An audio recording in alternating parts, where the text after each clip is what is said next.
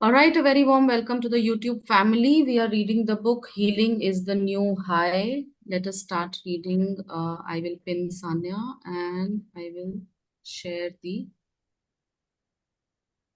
Uh, yes, just a minute. Yeah, can you see the book? Yes. Go ahead. Okay. The future is different. Another of those painful things that fear makes us believe is that our lives can never change. We create trauma narratives for ourselves. This happened to me, and then that happened, and then this other thing.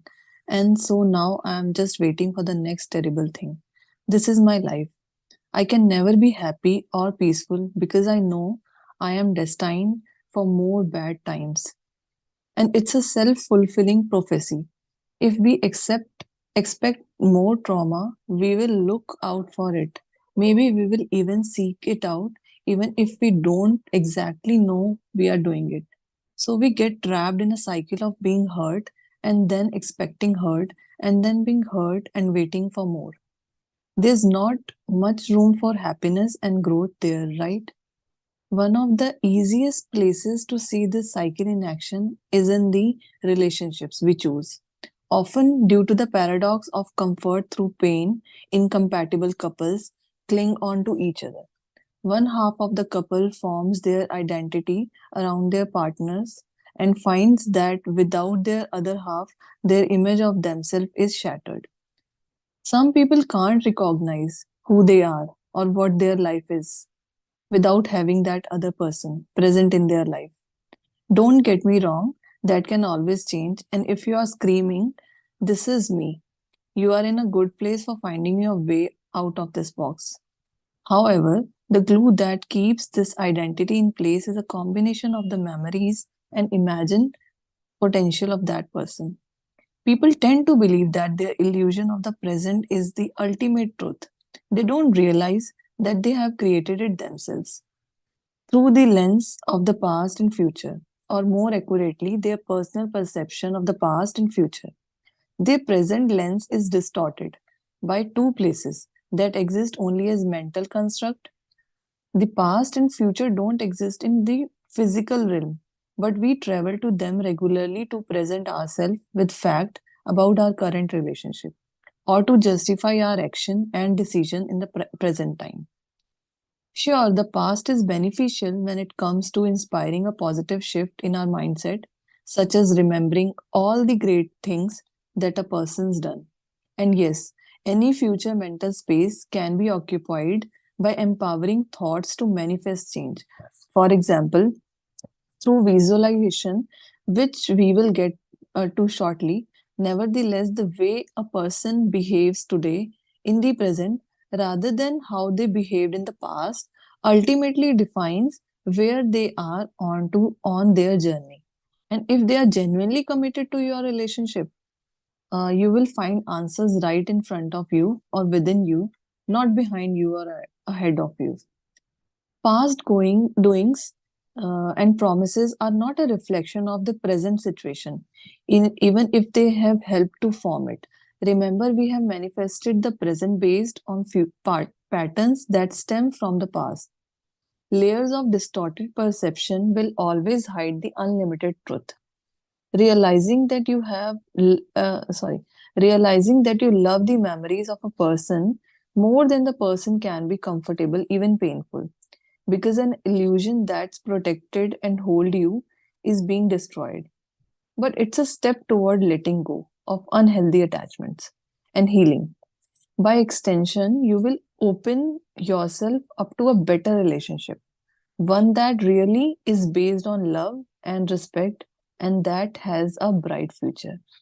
Destroying illusions, as tough as it might be, is your avenue to a greater and more authentic future. Whether it's a relationship pattern or any other cycle in which trauma seems to be repeated time and time again, this question is always a useful place to start. What would you do if you would never being hurt? If you think that an undamaged version of yourself would make different choices, such as leaving this relationship or this job or this situation or cycle. Well, you probably know what you need to do. Your current situation doesn't reflect who you really are. Perhaps it's a based on the same kind of fear that the first wave left. Fear that this is as good as it's going to get, and you are not good enough. That others are better than you, and that you are rushing at a terrifying pace towards something you don't want to happen. So switch it up. What would the second wave choose? Practice 9. Acknowledge what you hope can be true about you in the future. This is our first full visualization exercise. I have saved it for this point in the journey because although visualization is practiced by lots of different people in lots of different ways, it's not easy to do it well if you are not already familiar with getting grounded in your body, in yourself, or in the present moment. But now you are familiar with those things. We have spent time working through the past and working through the more tangible bodies from the physical to the mental. And now we can work with more subtle aspect of the self. Every part of the healing process is transformative. And in my opinion, as someone who is not currently in the trenches of working through painful past memories, I know that stuff exciting, but beginning to visualize your true self in the future is possibly the most exciting part because there are no limits here.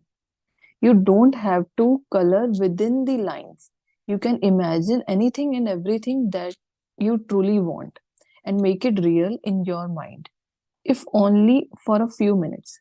The magic of this is that although it's not real in an empirical outside world, since your subconscious mind and energetic vibration don't distinguish between the images you create with your mind and the images you absorb from outside. So, when you are deep in the future, true self visualization, you create the same energy and subconscious impression that would be created if the visualization were actually happening in your life, in your real life. This does two important things. It settles your hope and desires into your subconscious mind deeply in a way that means you will begin working toward the element of your visualization naturally. Something within you begin to believe that this will become real. I wrote more about this concept in my first book, but basically, a shift happens in the way you behave and the choices you make. Sorry, and the actions you take, which makes your dream for the future all much more likely to become real. Your vibration shifts in line with the energy of that future true self visualization. The energy you radiate becomes the same energy you would radiate if you were there in the future, living your dream life and being you in the way that you most want to be. If in your real visualization practice you are confident and calm and respected and completely at peace with everything that happens that happened in your past, then you vibrate on that level. You send out that energy into the universe, and what you give, you can receive back. This works on a physical level. As author and researcher Dr. Joe Dispenza writes, we don't need to win the race, the lottery, or the promotion before we experience the emotion of those events. Remember, we can create an emotion by thought alone. We can experience joy or gratitude ahead of the environment to such an extent that the body begins to believe that it is already in that event. As a result, we can signal our genes to make new proteins to change our bodies to be ahead of the present environment. So, this practice is a powerful part of our healing process. It taps into the subtleties of the self in a new way, and crucially, you are doing this at a time when you're ready to make the most of it. You have laid the groundwork and your journey is well underway. Realizing that you love the memories of a person more than the person can be uncomfortable, even painful, because an illusion that's protected and hold you is being destroyed. But it's a step toward letting go of unhealthy attachment and healing.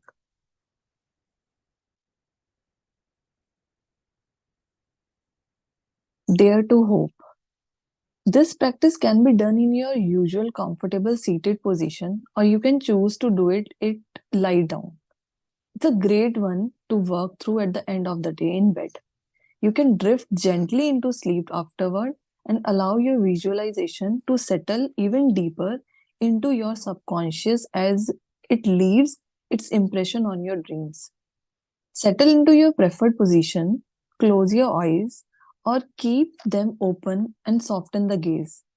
If it feels best to practice with the eyes closed, read these instructions as a couple of times over first and then go for it.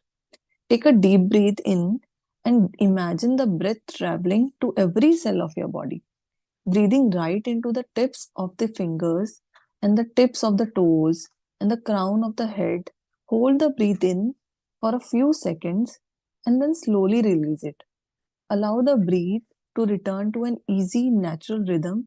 No control, no effort. Remember the body scan we did earlier, the very first practice in the book?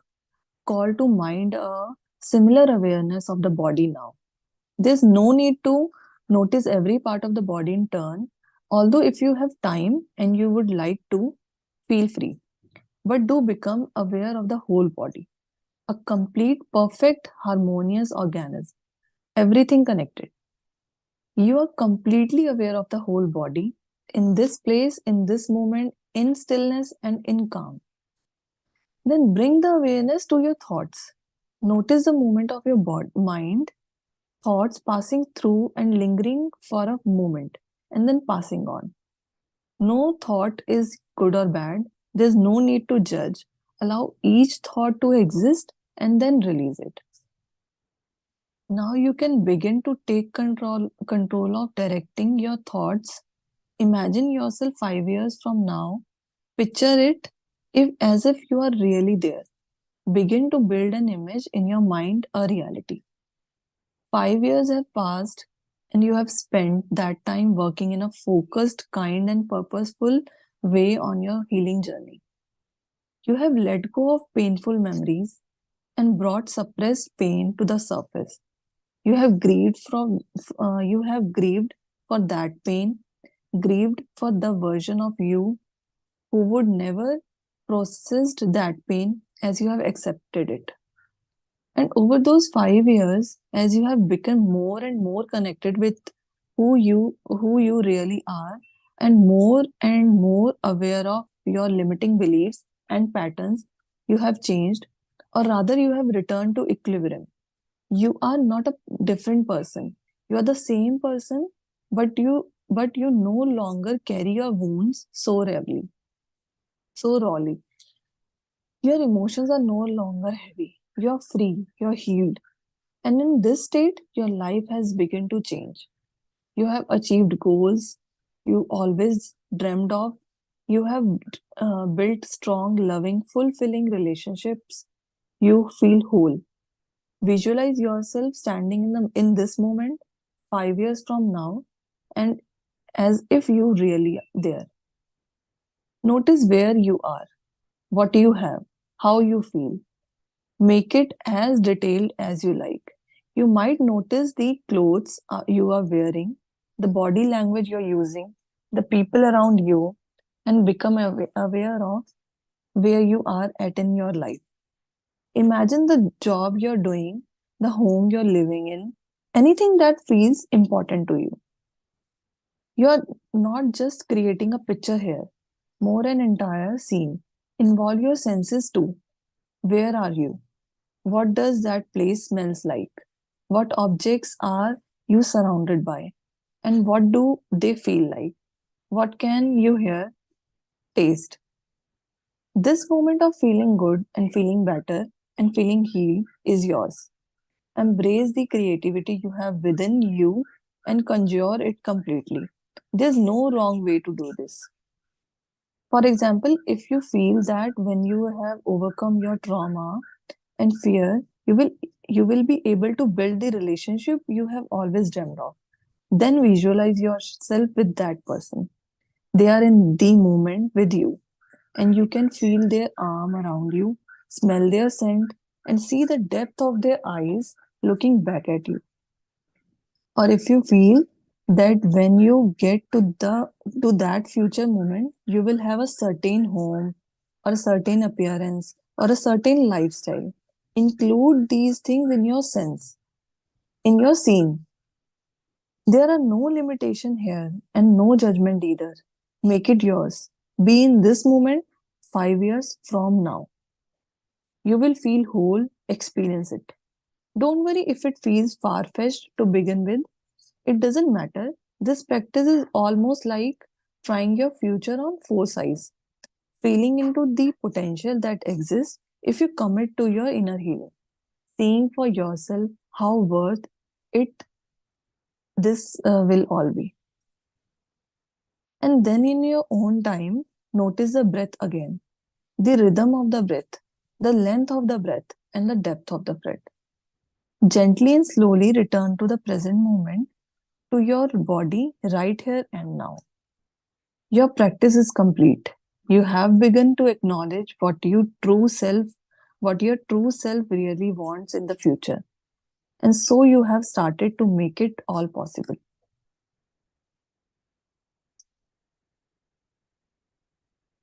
It's chapter 7 now, when your fire burns. Yeah, I think we can do